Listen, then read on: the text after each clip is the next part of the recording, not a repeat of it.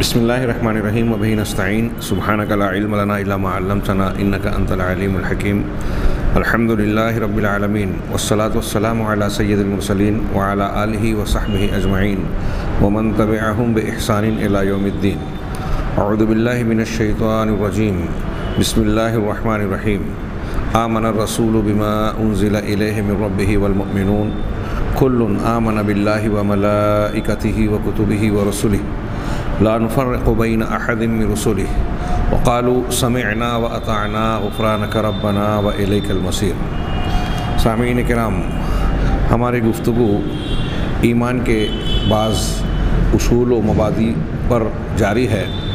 پچھلے درس میں ہم لوگوں نے ایمان کے باب میں ایک اہم اصول یہ جانا کہ ایمان گھٹتا اور بڑھتا ہے. اس سے متعلقہ کئی امور پر ہم نے نظر ڈالی. آئیے اس باب میں اہل سنت والجماعت کے ایک بنیادی اور تیسرے اصول کی طرف بڑھتے ہیں. اگرچہ موضوع کے حوالے سے یہ گفتگو تھوڑی سی گزر چکی، لیکن یہاں مذکرہ میں اس کے کچھ نئے فوائد اور نئے مسائل سے اس کے تعلق کو ربط کر کے پیش کیا گیا ہے. اس لیے کچھ باتوں کا اعادہ، لیکن اس میں کچھ چیزوں کا اضافہ ہوگا. تیسری بنیاد اہل سنت والجماعت کے اصول میں اساس کے طور پر ایمان کے باب میں یہ ہے کہ مومنین کا ایمان الگ الگ درجات کا ہوتا ہے. ان ایمان المؤمنین متفاوت، یہ عنوان قائم کیا. اس ضمن میں کہتے ہیں کہ کچھ مسلمان یا مومنین ایسے ہیں جن کے پاس ایمان کی اصل ہے. اصل یعنی ایمان کی بنیاد بس.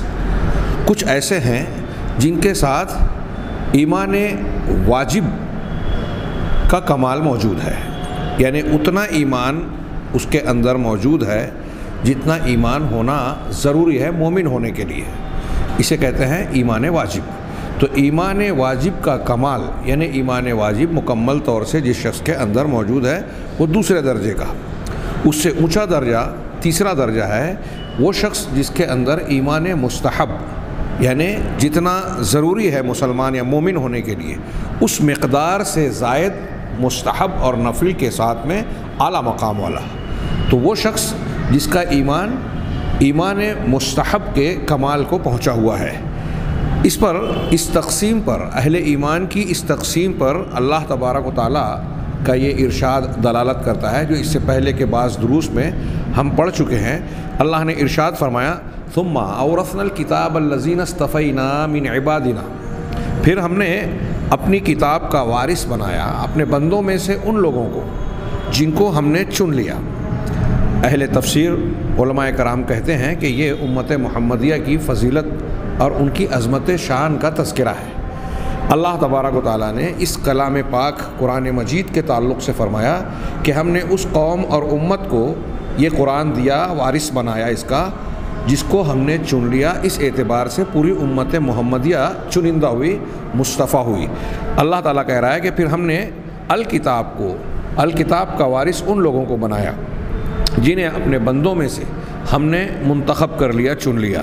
اب ان چنندہ بندوں میں جو اسلام لانے والے ہیں، مومنین ہیں، ان میں 3 مراتب، 3 درجات کے لوگ ہیں. اللہ نے اسی کا تذکرہ کیا.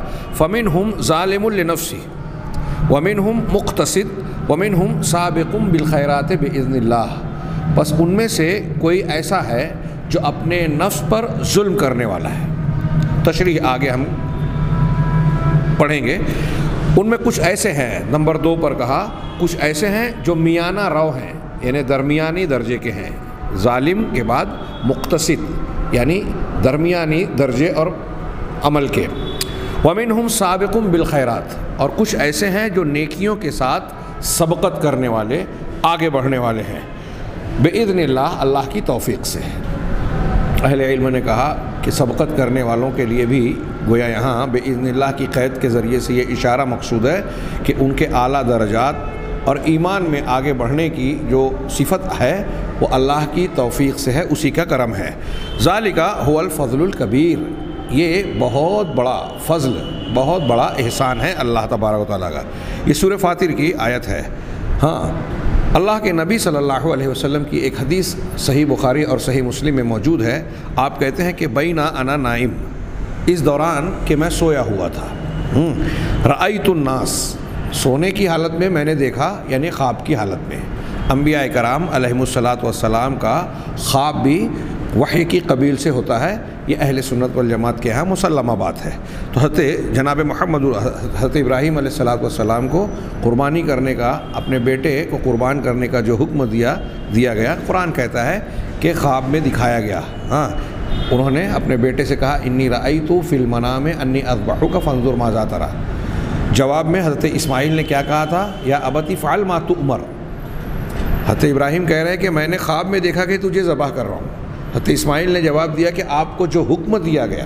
اس کا مطلب حضرت اسماعیل کی اس تعبیر کو قرآن نے یہ بتایا کہ نبی کو اللہ نے جو خواب کے ذریعے سے کہا وہ اللہ کا حکم ہے، وہ اللہ کی وحی ہے.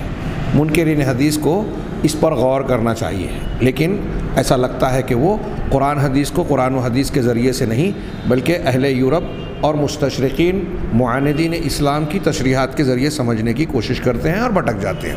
خیر، وہ اللہ کے نبی صلی اللہ علیہ وسلم نے کہا کہ میں اس درمیان کہ میں سویا ہوا تھا، میں نے لوگوں کو دیکھا یعرضون علیہ کہ لوگ مجھ پر پیش کیے جا رہے ہیں.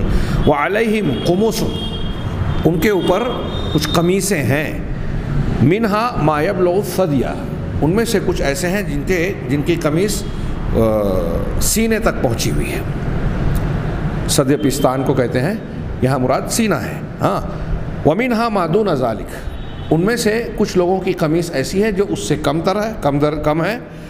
وعرض علی عمر، اور مجھ پر ان میں سے کچھ کی قمیصیں اس سے نیچے ہیں.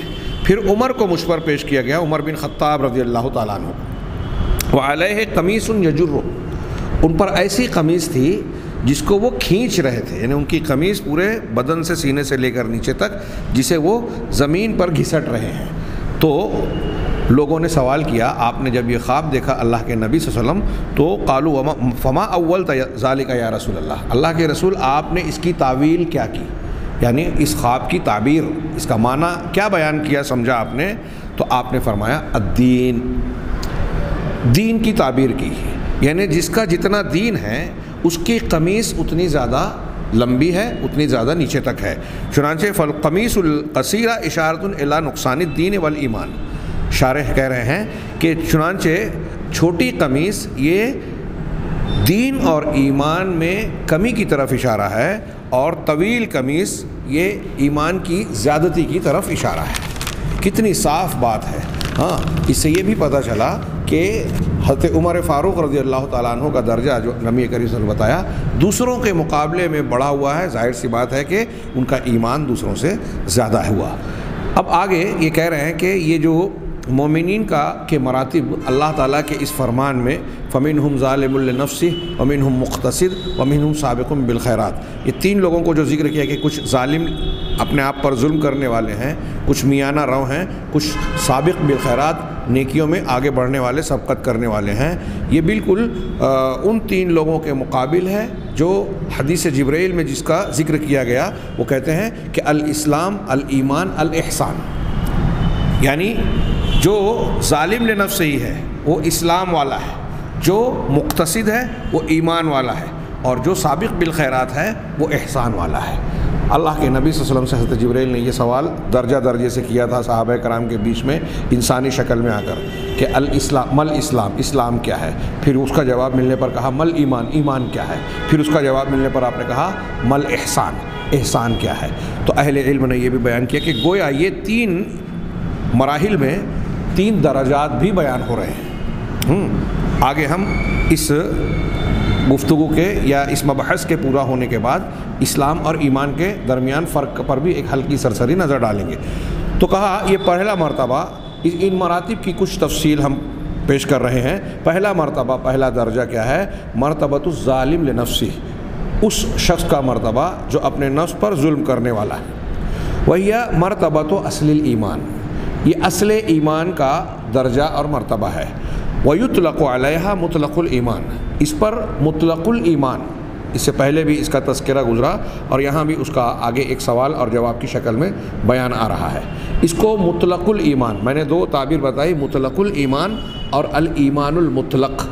مطلق الایمان وہ ایمان والا جس کے اندر اسلام کی ایمان کی بنیاد پائی جاتی ہے، اصل پائی جاتی ہے، ہاں، اور مطلق الایمان اس کے بعد جو دو درجے کے لوگ ہیں الایمان المطلق، ان کے درجے کے لیے کہا جاتا ہے، اور اسی کو ایمان مجمل بھی کہا جاتا ہے، الایمان المجمل۔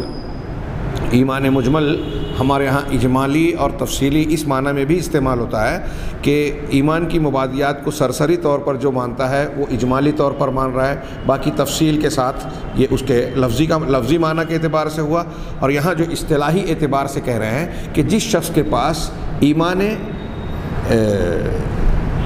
اصل الایمان ہے، ایمان مطلق ہے، ہاں مطلق الایمان ہے، وہ ایمان مجمل والا ہے، ہاں، اور یہ مرتبہ ایسا ہے کہ اس کے اندر وہ مسلمان اور مومنین بھی شامل ہیں جو کبیرہ گناہوں کے مرتکب ہیں۔ بہت ہی غور سے سنیے گا، اب یہاں جن باتوں کا تذکرہ کیا جا رہا ہے اس کا تعلق اہل سنت اور اہل بدعت کے درمیان اختلاف سے، اور جسے نہ سمجھنے کی وجہ سے آج بھی بہت سارے لوگ ایمان کے معنی اور اس کے اطلاق کے سلسلے میں گمراہی کا انحراف کا شکار ہوتے ہیں۔ تو اصل ایمان یا ظالم لنفسہ ہی جن کو کہا گیا قرآن میں اور حدیثوں میں، یہ وہ لوگ ہیں جن کے اندر یہ وہ درجہ ہے جس میں کبیرہ گناہ کے مرتکب مسلمان بھی شامل ہیں، یا تو وہ کبیرہ گناہ کا ارتکاب کرتے ہیں یا واجب چیزوں کو، کچھ واجبات کو قرآن و حدیث سے ثابت کچھ واجبات کو چھوڑتے ہیں۔ انکار کرنا مراد نہیں ہے، عملاً ان کے اندر یہ کوتاہی پائی جاتی ہے۔ وہم الفساق، یہ فاسق لوگ ہیں، اور ان میں وہ لوگ بھی داخل ہیں، ایک تو وہ فاسق لوگ ہیں، یہ فاسق الگ ہے، اس میں وہ لوگ بھی داخل ہیں جو ابھی نیا اسلام میں داخل ہوا ہے اور اس کے دل میں ابھی ایمان کی حقیقت اور حقائق داخل نہیں ہوئے، وہ گناہ وغیرہ نہیں کر رہا ہے، لیکن اس سے کچھ شریعت کے احکامات اس لیے ابھی چھوٹے ہوئے ہیں کہ ابھی وہ ایمان کی حقیقت کو، تفصیلات کو جانتا نہیں۔ اللہ تبارک و تعالیٰ نے مثال کے طور پہ قرآن مجید میں سورہ حجرات میں ارشاد فرمایا، قالت الاعراب آمنا، اعراب یہ دیہات کے رہنے والے لوگ کہہ رہے ہیں کہ ہم ایمان لے آئے، قل لم تؤمنوا، آپ ان سے یہ بتائیے، ان کو کہیے کہ تم ایمان والے نہیں ہوئے ہو، تم ایمان میں داخل نہیں ہوئے ہو، ولکن قولوا اسلمنا، بلکہ تم کہو کہ ہم اسلام لائے۔ قرآن کی یہ آیت کہہ رہی ہے کہ آمنا اور اسلمنا میں فرق ہے، تم کہہ رہے ہو ہم ایمان لائے، نہیں، تم یہ کہو کہ ہم اسلام لائے۔ ولما يدخل الایمان فی قلوبکم، اب تک تمہارے دلوں میں الایمان داخل نہیں ہوا، تم اسلام میں تو آ گئے لیکن الایمان کے دائرے میں ابھی نہیں پہنچے۔ اس کا مطلب یہ کہ اسلام کی بنیاد تمہارے پاس ہے، غیر مسلم نہیں ہو لیکن اعلیٰ ایمان والے یا کامل ایمان والے بھی نہیں ہو، یہ مرتبہ اسلام کے مقابل ہے۔ جو ہم نے 3 درجات پڑھے نا، الاسلام، الایمان، الاحسان، تو اس میں اللہ کے اس ارشاد سے پتہ چل رہا ہے کہ جن دیہاتیوں سے خطاب کر کے یہ بات کہی جا رہی ہے ان کے لیے پہلے درجے کا اس بات ہو رہا ہے کہ وہ مسلم تو ہیں، ابھی مومن نہیں ہیں۔ کس معنی میں؟ کہ اسلام اور ایمان کی ابتدا تو ہے ان کے اندر، لیکن ایمان کی حقیقت اور کمال ابھی ان کے اندر نہیں آیا۔ اس کی وضاحت آگے ہوگی۔ اب دوسرا درجہ مرتبۃ المقتصد کا ہے، یعنی درمیانی درجے کے مومن کا، اور یہ کیا ہے؟ یہ ایمان واجب کے کمال کا مرتبہ ہے۔ بار بار یہ تعبیر گزری ہے، ایمان واجب کسے کہتے ہیں؟ وہ شخص، اس شخص کا ایمان جو ان تمام واجبات کو بجا لاتا ہے جو قرآن و حدیث میں دی گئی ہیں، ان تمام حرام کاموں کو، چیزوں کو ترک کرتا ہے جو قرآن و حدیث میں حرام کی گئی ہے، لیکن واجب سے بڑھ کر، فرائض سے بڑھ کر نوافل اور سنن یا مستحبات میں نہیں بڑھتا، اور حرام کو تو چھوڑ رہا ہے، مکروہات سے گریز نہیں کرتا، تو اتنی چیز ضرور کرتا ہے جتنا ضروری ہے۔ تو یہ واجب ایمان کو بجا لانے والا ہے، واجب ایمان کو پورا کرنے والا ہے، اسی لیے اس کو کہا کامل الایمان الواجب، ایمان واجب کو مکمل کرنے والا، ایمان واجب کے کمال والا۔ تو کہا یہ دوسرا مرتبہ ہے، اس میں وہ شخص داخل ہوگا جو واجبات کو انجام دیتا ہے، فرائض کو انجام دیتا ہے اور حرام کردہ چیزوں کو ترک کرتا ہے، اگرچہ اس سے معصیت یا گناہ سرزد ہو جائے، گناہ کا کام ہو جاتا ہے، تو وہ فوراً توبہ کرتا ہے، اللہ تبارک و تعالیٰ سے معافیاں طلب کرتا ہے، وہ اس کی تلافی کرنے کی کوشش کرتا ہے۔ اور یہ وہ مرتبہ ہے جس کو ہم ان 3 درجات میں سے اسلام، ایمان اور احسان میں ایمان کے مقابل قرار دیتے ہیں۔ یہ مقتصد ہوا اسلام سے اونچا درجہ ایمان کا۔ تیسرا درجہ اور مرتبہ ہے مرتبۃ السابق بالخیرات، خیرات یعنی نیکیوں میں، بھلے کاموں میں سبقت کرنے والے، آگے بڑھنے والے کا درجہ، مرتبہ۔ اور یہ کون سا مرتبہ ہے؟ ایمان مستحب کو کامل کرنے والے آدمی کا درجہ۔ ایمان مستحب کسے کہتے ہیں؟ وہ شخص جو فرائض کے ساتھ ساتھ نوافل پر بھی عمل کرے اور حرام چیزوں کو چھوڑنے کے ساتھ ساتھ مکروہ چیزوں کو بھی ترک کر دے ہوئے اعلیٰ درجے پر پہنچتا چلا جائے، واجب سے اونچے درجے پر مستحب کے درجے کو پہنچ گیا۔ اسی لیے ایسے ایمان والے کو کہتے ہیں ایمان کامل الایمان المستحب، مستحب ایمان کو پورا کرنے والا، مستحب ایمان کے کمال والا۔ اس میں ہر وہ شخص داخل ہوگا جو واجبات کو انجام دیتا ہے، فرض کاموں کو تو کرتا ہی ہے، حرام سے تو بچتا ہی ہے، اس کے ساتھ ساتھ اس میں مستحبات کی زیادتی کرتا ہے، فرائض سے بڑھ کر نوافل اور سنن، یا جس کو یہاں مستحبات کہا جا رہا ہے، مستحبات پر بھی عمل کرتا ہے۔ اور وہ مکروہات اور مشتبہات سے، جو چیزیں مکروہ ہیں، کرنا بہتر تو نہیں ہے لیکن اگر کر لیا تو گناہ گار نہیں ہوتا، ایسی چیز کو بھی جن کا کرنا بہتر نہیں ہے، خلاف اولا ہے، ہاں، ان چیزوں کو بھی بندہ ترک کر دیتا ہے کہ مجھے یہ کام بھی نہیں کرنا ہے، اگرچہ اس کے کرنے میں گناہ نہیں ہے لیکن پسندیدہ عمل نہیں ہے، مکروہ ہے تنزیہی، ہاں مکروہ ہے، یا یہ مشتبہ ہے، کھلے طور سے حرام نہیں ہے لیکن اس میں شک کی گنجائش ہے، دل میں کھٹک پیدا ہو رہی ہے، ایسے کاموں کو ترک کر دے۔ تو حرام کے ساتھ ساتھ وہ مشتبہ اور مکروہ چیزوں کو بھی ترک کر دیتا ہے، یہ اس کا اعلیٰ درجہ ہے۔ فرائض کے ساتھ ساتھ نوافل اور مستحبات کو بھی بجا لا رہا ہے، حرام کے ساتھ ساتھ مکروہ اور مشتبہ چیزوں کو بھی ترک کر رہا ہے۔ یہ اس تیسرے درجے والے آدمی کو کہہ رہے ہیں کہ یہ کمال ایمان مستحب والا ہے، اور اس کا مقابلہ الاحسان کے درجے سے کیا جائے گا، الاسلام، الایمان، الاحسان۔ اب کہہ رہے ہیں کہ ایک بہت غور سے سننے والی بات ہے کہ اس میں جو دوسرا اور تیسرا درجہ بیان کیا گیا ہے، ایمان واجب کو مکمل کرنے والا، ایمان مستحب کو مکمل کرنے والا، ان 2 درجات کے حاملین کو، یا ان 2 درجات کو الایمان المطلق کا مرتبہ کہا جاتا ہے۔ الایمان المطلق، ایک ہے مطلق الایمان، ایک ہے الایمان المطلق، تو ان 2 درجات کو الایمان المطلق کہا جاتا ہے۔ اور ان دونوں مرتبے والے لوگ اللہ تبارک و تعالیٰ کے اولیاء ہیں، ان 2 مرتبہ پر فائز لوگ اللہ تبارک و تعالیٰ کے اولیاء یعنی اس کے دوست ہیں۔ اللہ ولی الذین آمنوا، اللہ ان لوگوں کا ولی ہے، دوست ہے جو ایمان لائے۔ یہ ولایت کی بحث، اللہ تبارک و تعالیٰ کا ایک نام ولی ہے، ایک المولا ہے۔ ان آیتوں کو جو ہم جس کی تفسیر پڑھ رہے ہیں، آمن الرسول بما انزل الیہ من ربہ والمؤمنون، اسے آخر میں ہے انت مولانا۔ انشاءاللہ جب ہم وہاں پہنچیں گے تو ولایت کی یہ بحث کریں گے۔ یہاں اختصار کے ساتھ اتنا ذہن نشین رہے کہ جتنے واجب اور مستحب ایمان کے درجے والے لوگ ہیں وہ سارے کے سارے بندے اللہ کے اولیاء ہیں۔ اللہ کے ولی کے تعلق سے ہمارے یہاں جو ایک تصور ہے کہ کوئی بندہ وہ جو کرامت کا اظہار کرے، مظاہرہ کرے، ہاں وہ اللہ کا ولی ہوگا، یہ بات صحیح نہیں ہے۔ اور جیسا کہ بار بار میں تذکرہ کرتا ہوں کہ کوئی اللہ کا ولی ہو تو اس کے ولی ہونے کے لیے یہ شرط نہیں ہے کہ اس کے ہاتھ پر خرق عادت چیز، جس کو عرف میں کرامت کہا جاتا ہے، اس کا اظہار ہو۔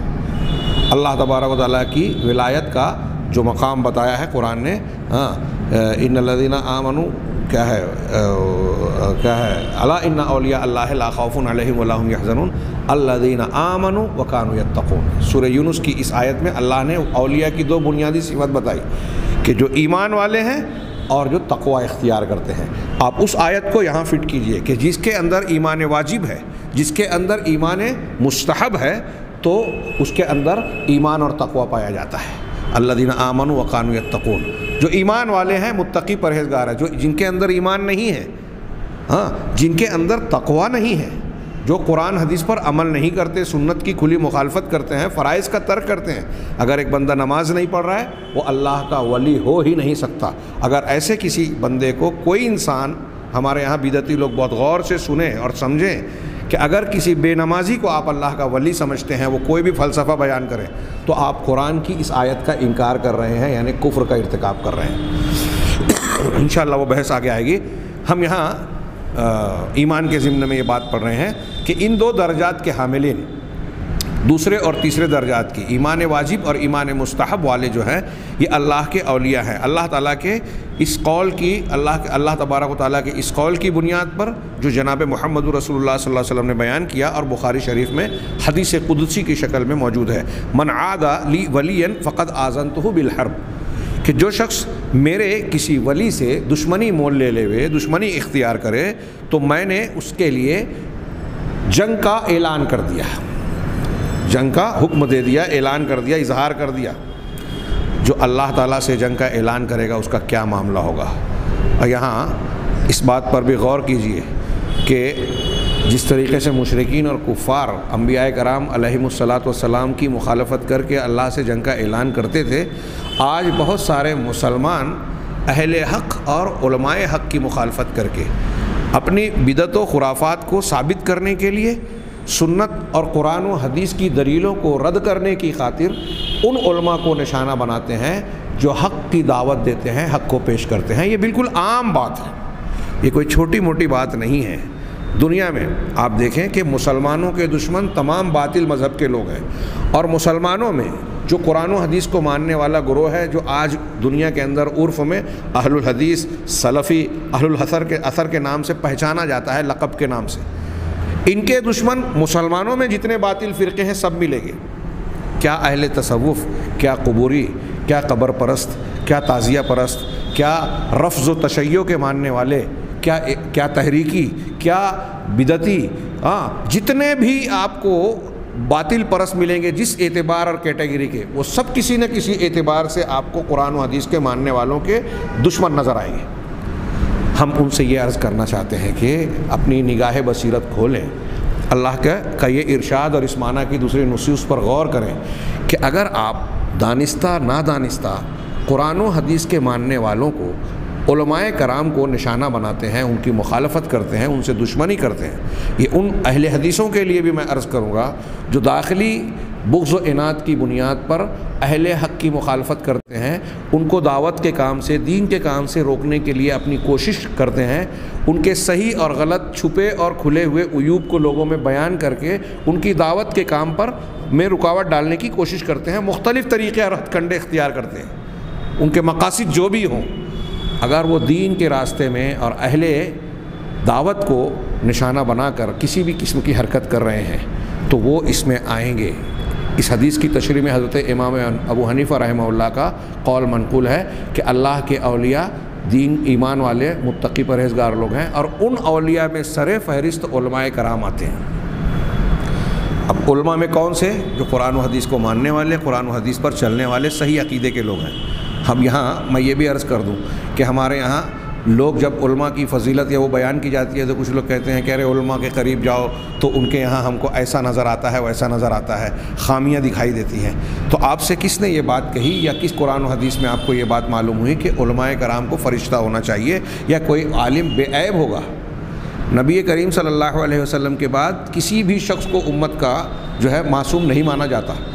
تو کیا آپ آج کے زمانے میں کسی ایسے عالم کا ادب و احترام یا اپنے عالم کو عالم کا مقام دینے کے لیے یہ چاہتے ہیں کہ کوئی ایسی شخصیت آپ کو نظر آئے جس میں کوئی عیب ہی نہ ہو، جس میں پورا کا پورا فرشتہ آپ کے اندر، اس کے اندر مجسم نظر آئے، تب آپ اس کو مسجد کا امام بنائیں گے، ممبر پر کھڑا کریں گے یا اسے عالم کا درجہ دیں گے؟ ہاں، کیا آپ کو اللہ تبارک و تعالیٰ نے داروغہ بنایا ہے کہ آپ ہر شخص کا کس و ناقص کا حساب لیں کہ اس درجے کا ہے تو اس بنیاد پر ہم ایسا کریں گے اور ویسا کریں گے؟ بنیادی طور سے، ظاہری طور پر ایمان کے یہ افراط و تفریط ہے ہمارے یہاں. عیب کی بات آتی ہے تو ہمارے یہاں کہتے ہیں کہ محدثین نے جو عیوب کو ظاہر کیا، خرابیاں بیان کی کہ فلاں محدث اور فلاں راوی معیوب ہے، متہم ہے، جھوٹا ہے، منکر، متہم بالکذب ہے، ایسا ہے، اس لیے ہم یہاں اس طرح کی جرح کرتے ہیں. بہت فرق ہے. ہاں، دونوں مقامات پر جہاں ضرورت ہوتی ہے. ابھی جیسے میں نے حافظ صلاح الدین یوسف صاحب کے تذکرے میں کچھ تحریکیوں کا نام لے کر جب ان کا رد کیا تو بعض لوگوں کو کی طرف سے اس طرح کے نام نہیں لینا چاہیے. دین کی تعلیمات کو لوگ جانتے ہی نہیں ہیں، کہاں نام لینا چاہیے کہاں نہیں لینا چاہیے. اہل علم کے فتاوے آپ اٹھائیے، علماء سلف و خلف کے، صحابہ سے لے کے آج تک جناب محمد رسول اللہ صلی اللہ علیہ وسلم کا طریقہ مبارکہ کیا تھا. ہاں، آپ اس مقام پر صاحب عیب کا، جن کی اصلاح کرنا مقصود ہوتی تھی، اس مقام پر نام نہیں لیتے تھے جب صاحب عیب کے عیب کا تعلق اس کی اپنی ذات سے ہوتا تھا، جس کا نقصان پہنچنے کا دوسروں کو اندیشہ نہیں ہوتا تھا، دھوکہ کھانے کا اندیشہ نہیں ہوتا تھا. وہاں آپ کسی کی اصلاح کرنی ہوتی تو کہتے تھے ما بال اقوام یفعلون کذا و کذا، لوگوں کا کیا معاملہ ہے، کچھ لوگ ایسی ایسی حرکت کرتے ہیں، وہاں آپ نام نہیں لیتے تھے. لیکن جہاں آپ کو یہ پتہ چلتا تھا، ضرورت ہوتی تھی کہ نام کے ذریعے سے اس کا عیب بتائیں، دوسروں کے حق کے ساتھ اس کا تعلق ہے، وہاں آپ نام اور نشاندہی کے ساتھ وضاحت کرتے تھے. اس کی 20 مثالیں ہو سکتی ہیں. وہ ایک عورت آئی، اس نے کہا کہ میرے شوہر کا انتقال ہوا، مجھے معاویہ اور ابو جہم نے پیغام دیا ہے، تو آپ کا کیا مشورہ ہے؟ تو آپ نے کہا معاویہ فقیر ہیں، ان کے پاس پیسہ نہیں ہے، اور ابو جہم جو ہیں وہ اپنی کاندھے سے اپنی لاٹھی نہیں رکھتے ہیں، عورتوں کو بہت مارتے ہیں، تم اسامہ سے شادی کر لو. نام لے کر یہاں آپ نے عیب بتایا، یہاں ان کی برائی مقصود نہیں تھی، نیک اور اچھا مشورہ دینا مقصود تھا. ایسی اور بھی مثالوں کی بنیاد پر محدثین نے ان راویوں کے عیوب کو ظاہر کیا جن کی روایت کردہ روایت سے امت کے گمراہ ہونے کا اندیشہ تھا. اگر بدعتیوں، روافظ، صوفیوں کے عیوب کو ظاہر نہ کیا جاتا تو ان لوگوں کے شر سے عام آدمی محفوظ نہیں رہتا، ان کے عقائد اور اعمال آلودہ اور گندے ہوتے، گمراہی کا شکار ہوتے.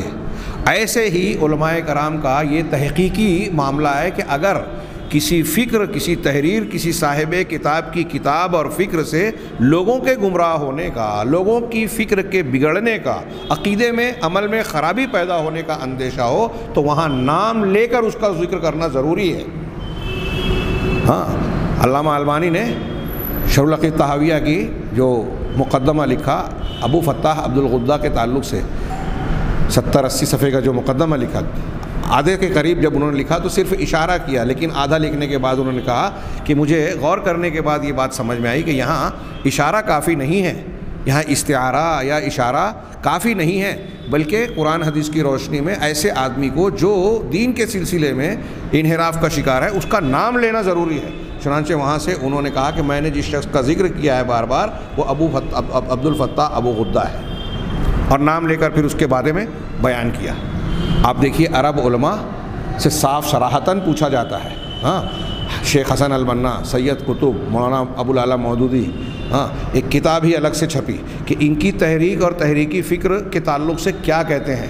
جتنے گزشتہ دور کے، ماضی قریب کے گزشتہ 20-25-30 سال میں، ہاں، جتنے کبار علماء ہیں بڑے بڑے عرب دنیا کے، وہ سعودی عرب ہی کے نہیں اور دوسرے بلاد عربیہ کے اہل سنت والجماعت کے ممتاز علماء سے جب سوال کیا گیا، ایک کتاب ہی جمع کر دی گئی ہے ان کے فتاوے کے متعلق، انہوں نے صراحتاً کہا ہے کہ یہ اہل سنت والجماعت کے طریقوں سے ہٹے ہوئے ہیں مختلف معاملے میں. کہیں ان کے یہاں خارجیت پائی جاتی ہے، کہیں تصوف کی فکر پائی جاتی ہے، کہیں اللہ تعالیٰ کے اسماء و صفات میں انحراف پایا جاتا ہے. ہاں، شیخ احمد کی کتاب العذب الزلال، ہاں، اس کا مطالعہ کیجئے. شیخ دکتور ہادی بن ربیع کی کتابوں کا مطالعہ کیجئے، اور دوسرے بہت سارے مصنفین عرب علماء نے لکھا. خیر، بات تھوڑی سی پھیل گئی. یہاں میں نے اس کا تذکرہ اس حدیث کی روشنی میں کیا، بہت ہی غور سے اور سنجیدگی سے اسے سنیں.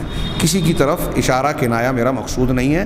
ہاں، ایک عمومی سطح پر ہمارے یہاں عیب پایا جاتا ہے، اور اس کی بنیاد پر دعوت اسلامی اور دعوت حق میں جگہ جگہ اور قدم قدم پر رکاوٹیں پیدا ہوتی ہیں. اس کو ہمارے لوگ سمجھنے کے لیے تیار ہی نہیں ہیں. ہاں، جہاں یہود، نصارہ اور معاندین اسلام مسلمانوں پر حملہ آور ہیں، ویسے ہی خالص دین کے خلاف میں دنیا میں ہم دیکھتے ہیں کہ اہل رفض و تشیع، باطنی طبقات، اہل تصوف اور اہل بدعت، ہاں، جتنے بھی گمراہ فرقے ہیں، سب کے سب قرآن و حدیث کے خلاف کچھ نہ کچھ حرکتیں کرتے ہیں. ہاں اتنا ہی نہیں، خود ہماری جماعت کے اندر قرآن و حدیث کے ماننے والا ہونے کا دعویٰ کرنے کے باوجود بہت سارے یہ کہیں ان کی جہالت کہیے، ان کی نادانی کہیے، یا اور کوئی دوسرے عوامل ہیں جس کی بنیاد پر وہ دین کے کاموں میں معاون اور مددگار بننے کی بجائے جو لوگ کام کرتے ہیں ان کی ٹانگ کھینچنے، ان پر عیب لگانے، ان کے لیے راستے کی رکاوٹ بننے کی کوشش کرتے ہیں۔ یہ چیزیں چھوٹا موٹا گناہ نہیں ہے میرے بھائیو، اچھی طرح سمجھ لیجئے۔ میں کوئی اپنے لیے نہیں کہہ رہا ہوں، ہاں جو سن رہے ہیں اپنے آپ کے لیے بھی اور آپ کے لیے بھی کہہ رہا ہوں کہ آپ اور ہم کہاں کھڑے ہیں قرآن اللہ کے رسول کی۔ میری بات اگر ہوتی تو چلیے ٹھیک ہے، آپ کہہ دیجیے کہ مولانا فلاں کو بول رہے ہیں، بات ختم ہو گئی؟ نہیں، اللہ کے رسول اور کے ذریعے اللہ کا یہ کلام اگر آپ مانتے ہیں تو اس پر غور کیجئے۔ اللہ تعالیٰ کہہ رہا ہے کہ جو میرے کسی ولی، کسی دوست کا، اب آپ کو کیا پتہ کہ کون سا ایمان والا، کون سا عالم، کون سا بندہ اللہ کا ولی ہے، آپ اسے دشمن سمجھ رہے ہیں اور وہ اللہ کا دوست ہو۔ ہاں، من عاد علی ولی، جو اللہ تبارک تعالیٰ کہہ رہا ہے کہ جو میرے کسی ولی سے دشمنی مول لے گا تو میں نے اس سے جنگ کا اعلان کر دیا۔ وما تقرب الی عبدی بشیء، اور میرے بندوں میں سے کوئی بندہ مجھ سے جو قربت حاصل کرتا ہے، ہاں، احب الی مما افترضت علیہ، اس میں قربت کے چیزوں میں سب سے زیادہ محبوب مجھے جو چیز ہے وہ امور ہے جس کو میں نے ان پر فرض کیا۔ بہت صاف ستھری بات۔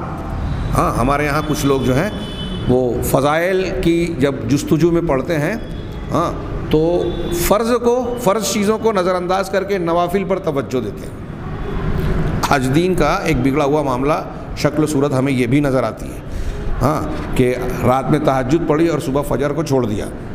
فجر کی نماز فرض ہے، اس کے چھوڑنے پر اللہ کے یہاں سوال ہوگا، آپ نے بلا عذر شرعی چھوڑا تو۔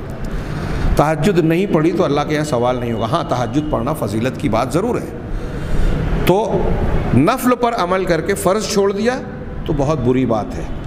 ایسا آج ہمارے سماج اور معاشرے میں، مسلمانوں میں آپ کو بہت ملے گا کہ حرام کا ارتکاب کر رہے ہیں، کسی کا مال ہڑپ کر لیا جو ناجائز ہے، حرام ہے، کسی کی عزت پر ڈاکہ زنی کر لی جو حرام ہے، اور پھر کچھ فضائل اعمال پر عمل کر کے جو مستحب اور سنت ہے یہ سمجھتے ہیں کہ ہم نے اس کا کفارہ ادا کر دیا۔ حقوق کے خاتمے کی یہ سبیل اور شکل نہیں ہے، قرآن و حدیث نے نہیں بتائی۔ ہاں، تو کہا سب سے زیادہ قربت کا ذریعہ، بڑا ذریعہ اللہ کے نزدیک کیا ہے؟ اللہ نے جن چیزوں کو فرض کیا ہے۔ اس لیے سب سے زیادہ دین کو بچانے کے لیے، قائم رہنے کے لیے، اپنے ایمان واجب کو سنبھالنے کے لیے ضروری ہے کہ فرائض کا اہتمام کیا جائے، فرض نماز کا، فرض زکوٰۃ کا، فرض روزے کا، فرض حج کا اور دیگر فرائض کا۔ ہاں، تو آگے کہہ رہے ہیں کہ وما تقرب وما یزال عبدی یتقرب الی بالنوافل۔ اب دیکھیے، ایک آدمی فرض کے ذریعے سے اللہ کا قریب ہو گیا، یہ کام ایمان واجب والا ہو گیا۔ اب مزید آگے بڑھنا ہے تو کہہ رہا ہے کہ بندہ برابر مجھ سے قربت اور نزدیکی پاتا جاتا ہے، حاصل کرتا جاتا ہے بالنوافل، نوافل کے ذریعے سے، نفل پر عمل کر کے، نماز ہو، صدقہ و خیرات ہو، نفلی روزے ہوں، ہاں، اور دوسرے نفل عبادات ہوں، اس کے ذریعے سے برابر مجھ سے قریب ہوتا رہتا ہے، یا حتی احبہ، یہاں تک کہ وہ اس درجے کو پہنچتا ہے کہ میرا انتہائی محبوب بن جاتا ہے، میرا محبوب بندہ بن جاتا ہے، محبوب بندوں میں شامل ہو جاتا ہے۔ فَإِذَا أَحْبَبْتُهُ، پس جب میں اسے پسند کرتا ہوں۔ یہاں آپ دیکھ رہے ہیں کہ جیسے جیسے نوافل پڑھ رہا ہے ویسے ویسے محبوبیت کے درجے میں آگے ہو رہا ہے۔ اس سے یہ بھی پتہ چلا کہ یہ کوئی ایک درجہ نہیں ہے، مستحب والا بھی، اس میں بھی بہت سارے درجات ہیں۔ ہاں، تو کہا جب میں اس سے پسند کرتا ہوں، كُنْتُ سَمْعُهُ الَّذِي يَسْمَعُ بِهِ، میں اس کی كُنْتُ سَمْعَهُ، میں اس کا کان بن جاتا ہوں جس کے ذریعے سے وہ سنتا ہے، وَبَصَرَهُ الَّذِي يَبْصُرُ بِهِ، اس کی آنکھ بن جاتا ہوں جس سے وہ دیکھتا ہے، وَيَدَهُ الَّتِي يَبْطِشُ بِهَا، اور اس کا وہ ہاتھ بن جاتا ہوں جس کے ذریعے سے وہ پکڑتا ہے، ہاں، وَرِجْلَهُ الَّتِي يَمْشِي بِهَا، اور اس کا وہ پیر بن جاتا ہوں جس سے وہ چلتا ہے۔ ہاں، یہاں اس سے پہلے میں نے ذکر کیا ہے اور بہت اچھی طریقے سے ذہن نشین رکھیے کہ یہ وحدت الوجود کا یا حلول کا وہ عقیدہ یا اس کی دلیل نہیں ہے جو صوفی لوگ اس سے ثابت کرنے کی کوشش کرتے ہیں۔ ہمارے بعض بڑے بڑے اہل تقلید علماء بھی اس کو کہتے ہیں کہ دیکھیے اس حدیث سے پتہ چلتا ہے کہ اللہ تعالیٰ اس کے اندر آ جاتا ہے۔ جو ایسا مانتا ہے وہ کفر اور شرک کی بات کہہ رہا ہے صراحتاً۔ علماء سلف و خلف کے نزدیک، اہل سنت کے معتبر علماء کے نزدیک وہ کفر کا مرتکب ہوگا، کافر ہو جائے گا، ہاں، حلول اور وحدت الوجود کا عقیدہ رکھنے والا۔ پھر یہاں اس کا کیا معنی ہے؟ اس کا معنی یہ ہے، ہاں، جیسا کہ علامہ ابن تیمیہ اور دوسرے علماء کبار نے بیان کیا کہ اللہ تعالیٰ اس کا ہاتھ، پیر، کان، ناک جو بنتا ہے، اس معنی میں، ناک نہیں، ناک کا ذکر نہیں ہے، کہ اس معنی میں کہ اس کی آنکھ وہی دیکھتی ہے جو اللہ چاہتا ہے، اللہ پسند کرتا ہے، اس کا کان وہی چیزیں سنتا ہے جو اللہ کو محبوب شریعت کے دائرے میں ہے، اس کا پیر اور ہاتھ انہی کاموں کے لیے استعمال ہوتا ہے، چلنے اور حرکت کرنے میں، جو اللہ تعالیٰ کی شریعت اور احکامات کے مطابق ہوتے ہیں۔ اس کی دلیل کہ اللہ تعالیٰ کی ذات اس کے اندر نہیں آتی، یہ آخری دو جملے ہیں جو خود اسی حدیث قدسی کا ٹکڑا ہے، وَإِن سَأَلَنِي لَأُعْطِيَنَّهُ۔ ہاں، اگر کوئی شخص کسی قرآن یا حدیث سے باطل معنی استدلال کرتا ہے تو وہیں سے زیادہ تر رد ہو جاتا ہے۔ یہ اللہ کے کلام اور رسول کے کلام میں خوبی، اللہ کے کلام کا معجزہ ہے۔ وَإِن سَأَلَنِي، اگر وہ مجھ سے سوال کرتا ہے تو میں اسے ضرور دیتا ہوں۔ علامہ ابن تیمیہ نے کہا کہ دیکھیے، اس سے پتہ چلا آخری جملے سے کہ سوال کرنے والا سائل الگ ہے اور دینے والا معطی الگ ہے۔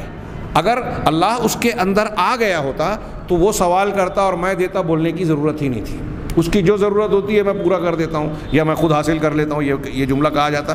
لیکن یہاں کہتے ہیں جب وہ مجھ سے سوال کرتا ہے تو میں اسے ضرور دیتا ہوں۔ وَلَئِنِ اسْتَعَاذَنِي، اور اگر وہ مجھ سے پناہ مانگتا ہے، کسی چیز سے بچاؤ مانگتا ہے، لَأُعِيذَنَّهُ، تو میں اسے ضرور پناہ دیتا ہوں۔ صحیح بخاری کی یہ بہت ہی مشہور حدیث ہے۔ انہوں نے اس حدیث کو صاحب مذکرہ نے جو ذکر کیا ہے، شیخ صالح استاذ عقیدہ کی ماتحتی میں، وہ یہ بات بتانے کے لیے کہ دیکھیے، ایک آدمی جب فرائض پر عمل کرتا ہے تو یہ اللہ تبارک و تعالیٰ کی محبت اور قربت کا ذریعہ ہے، لیکن فرائض سے بڑھ کر جیسے جیسے نوافل میں آگے بڑھتا جاتا ہے ویسے ویسے اس کی اللہ تبارک و تعالیٰ سے قربت اور محبوبیت بڑھتی جاتی ہے، یعنی اس کے ایمان کا درجہ اونچا سے اونچا ہوتا جاتا ہے۔ تو کمال ایمان واجب اور کمال ایمان مستحب، یا ایمان واجب اور ایمان مستحب کے درمیان کا یہ فرق اس سے واضح ہو رہا ہے، یہ درجہ اور مرتبہ بھی سمجھ میں آتا ہے۔ یہاں سوال اور جواب کی شکل میں انہوں نے ایک بات پیش کی، سوال کی شکل میں کہ مل فرق بین مطلق الایمان والایمان المطلق، کہ مطلق ایمان اور ایمان مطلق ان دونوں کے درمیان کیا فرق ہے۔ یہ بات گزر چکی ہے لیکن یہاں اس کی پھر سے اس کا اعادہ کر رہے ہیں، اور اس میں ایک فائدے کا آگے اضافہ بھی ہے، اس لیے میں اس کو نقل کر رہا ہوں۔ کہا کہ مطلق الایمان، بہت ہی غور سے سنیے گا کیونکہ اس کا تعلق خوارج اور معتزلہ کے ایک اختلاف سے ہے اور آج کے زمانے کی ایک بحث سے ہے جو لوگ نہیں سمجھتے، کہ مطلق ایمان کی اصل اور جڑ جو ہے یہ جہنم میں ہمیشگی سے بچاتی ہے، لیکن جہنم میں داخلے سے نہیں بچاتا۔ مطلق ایمان، اصل ایمان یا ایمان کی کم سے کم جو مقدار ہے، ہاں، جو اہل کبیرہ والوں کے لیے، یہ اگر ہے آدمی کے اندر، ایمان مطلق ہے، ہاں، کیا انہوں نے کہا مطلق الایمان اگر ہے تو یہ ایمان انسان کو جہنم میں داخل ہونے سے نہیں بچا سکتا۔ کیوں؟ ہو سکتا ہے کہ اس ایمان کے ہوتے ہوئے ایک آدمی کے گناہ کبائر صغائر اتنے ہیں کہ اس کی نیکیوں کے مقابلے میں اس کی برائیوں کا پلڑا بھاری ہو جائے قیامت کے دن، اور اس بنیاد پر اگر اللہ کی مشیت ہوئی تو اس کو جہنم میں ڈالا جائے گا۔ تو یہ مطلق ایمان والا جہنم میں جا سکتا ہے، یعنی یہ ایمان اس کو جہنم میں جانے سے نہیں بچا سکتا۔ ہاں، اگر وہ جہنم میں چلا گیا، یہ ایمان اس کو جہنم میں ہمیشہ رہنے سے ضرور بچائے گا۔ وہ اللہ کے کرم سے یا شفاعت کرنے والوں کی سفارش کے ذریعے، جس کی اجازت اللہ دے گا، اس کے ذریعے سے وہ بعد میں چاہے جہنم سے نکل جائے، ہاں، لیکن نکلے گا ضرور اگر مطلق ایمان ہے۔ تو ان کا جملہ پھر سے میں ترجمہ کر رہا ہوں کہ مطلق ایمان جہنم میں ہمیشگی سے، ہمیشہ رہنے سے تو بچائے گا، لیکن جہنم میں داخل ہونے سے نہیں بچا سکتا۔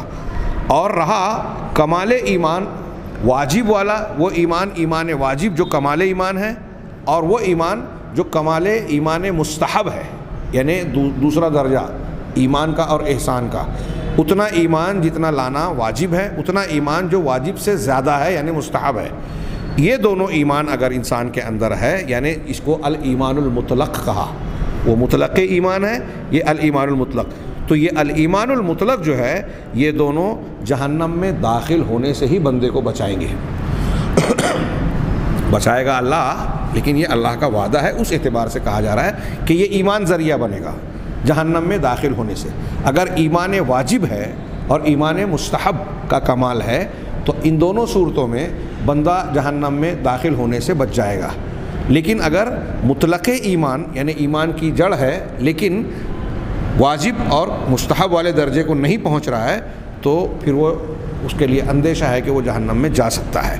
اسی لیے ان دو مرتبہ کے لوگوں کو بارے میں یہ کہا جاتا ہے کہ یہ وعد مطلق، اہل الوعد المطلق، مطلقاً وعدے والے ہیں.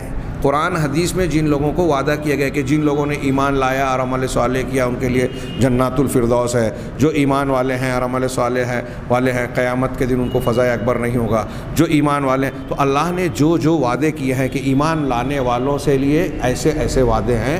تو یہ دو درجے کے لوگ، ایمان واجب اور ایمان مستحب کے درجے کے لوگ، یہ اہل وعدہ مطلقاً کیا ہے، اہل الوعد المطلق، وعد مطلق کے سزاوار ہیں، اس کے لائق ہیں. بہت اچھی طریقے سے سمجھیں. اور رہا مطلق الایمان والے جو پہلے ہیں، جو ایمان کے ساتھ ساتھ گناہ بھی کر رہے ہیں، کبائر کا ارتکاب بھی کر رہے ہیں، واجب کا اور کمال مستحب کے درجے کو نہیں پہنچے ہیں، تو ان کے لیے مطلق الوعد ہے. وعد مطلق نہیں ہے، مطلق الوعد ہے، یعنی اتنا وعدہ کہ ہے کہ وہ جہنم سے بچ جائیں گے لیکن داخل ہی نہیں ہوں گے. یہ وعدہ ان کے لیے نہیں ہے. وہ جہنم سے بچیں گے کس معنی میں کہ اگر چلے بھی گئے تو بعد میں نکل جائیں گے، جہنم میں ہمیشہ نہیں رہیں گے. ہاں، بحیث انہم سیدخلون، اس لیے کہ اس معنی میں وہ مطلق وعد والے ہیں کہ وہ جنت میں داخل تو ہوں گے لیکن ان کا دخول اس میں پہلے مرحلے میں نہیں ہوگا، اول وہلہ میں نہیں ہوگا. بہت اچھی طریقے سے یہ معنی سمجھیے.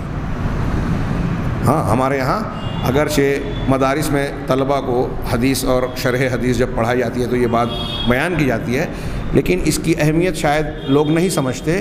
اس تناظر میں اس اہمیت اور معنی کو، فرق کو نہ سمجھنے کی وجہ سے ہمارے یہاں کچھ لوگ مسلمانوں کو کافر کہنے کی جو جسارت کرتے ہیں، اور جن مسلمانوں کے لیے جہنم میں جانے کی جو حدیثیں، وعید کی جو حدیثیں آئی ہے، اس کا اطلاق جب مسلمانوں پہ کرتے ہیں تو غلط معنی اور مفہوم بیان کر جاتے ہیں.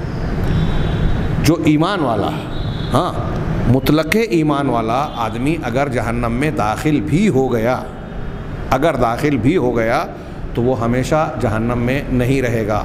ہاں، یہاں وہی کہہ رہے ہیں کہ یا اگر وہ جہنم میں نہیں بھی گیا اور اس کے گناہ زیادہ ہیں، مطلق ایمان والے ہیں، وہ اللہ کی رحمت سے، معافی سے اگر بغیر جہنم میں جائے ہوئے جنت میں جائے گا، تب بھی جب پہل اعلیٰ درجے کے مسلمان، واجب اور مستحب ایمان والے جو پہل جنت میں جائیں گے، ان کے ساتھ یہ نہیں جائے گا، ان سے پیچھے جائے گا.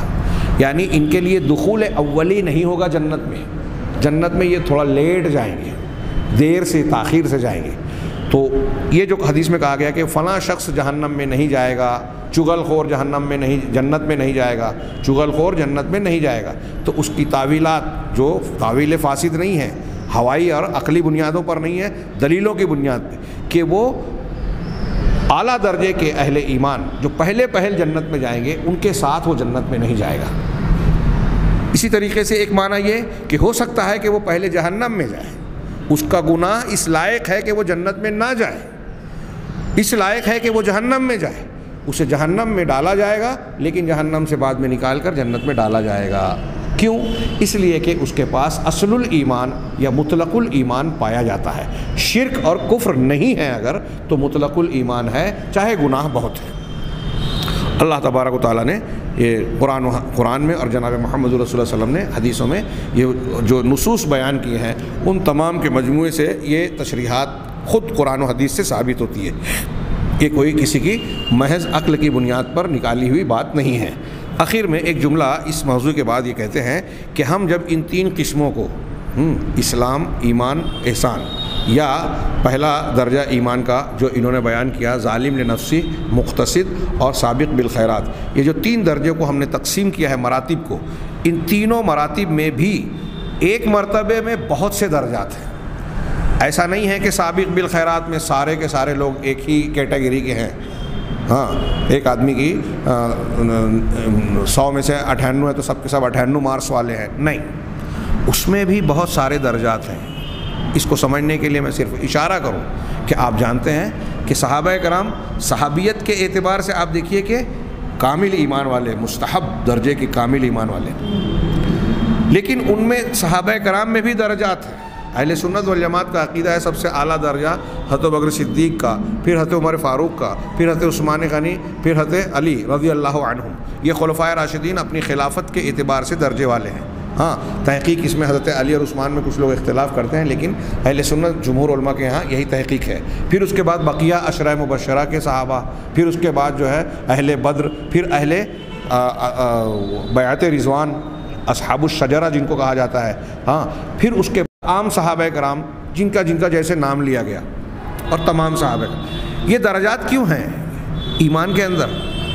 یہاں تک کہ یہ تو صحابہ کی بات میں کر رہا ہوں، انبیاء کرام علیہم الصلاۃ والسلام کے بارے میں اللہ نے کہا تلک الرسل فضلنا بعضهم علی بعض، یہ رسول ہیں جن کی وجہ سے بعض کو بعض پر ہم نے فضیلت دی۔